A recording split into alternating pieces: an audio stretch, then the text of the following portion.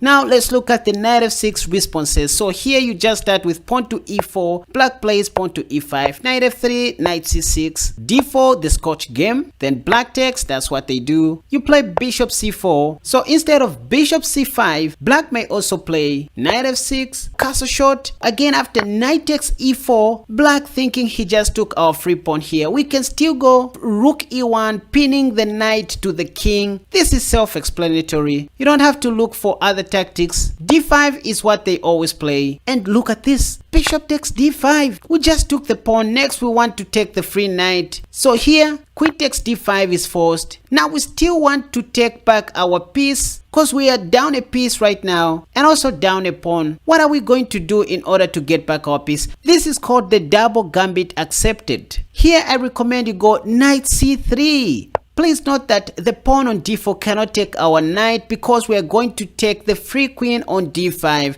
Not to mention that the knight cannot do anything because it is pinned by our rook to the king. And so our knight is freely attacking the queen on d5. So the only safe square for the queen might be the h5 square or the f5 square, but queen f5 is the top played move, after which you take with your knight. And when you look into the Lichess database again, bishop e6 is by far the top played move, knight eg5. And here theory says black should castle long and just give up his pawn.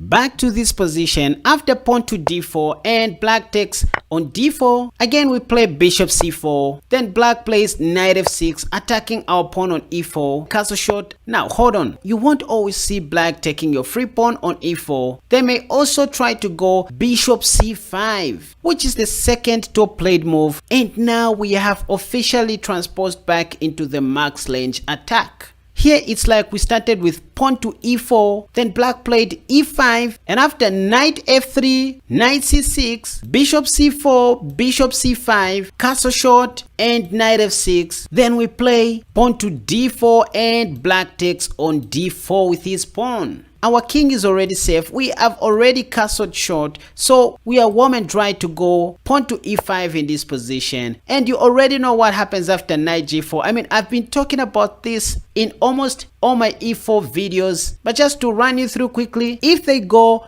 pawn to d5 instead of knight g4, this is a very common trap in the max range attack where we take the knight on f6, d takes c4, rook e1 check, and then bishop e6 blocking the check, knight g5, queen takes on f6, we take the bishop, and after pawn takes, we give white a check on h5 with our queen, and then we'll end up winning an extra piece, which is the bishop on c5. Anyways, I won't say much. Believe it or not, but you just learned every important stuff to do with the Scotch Gambit.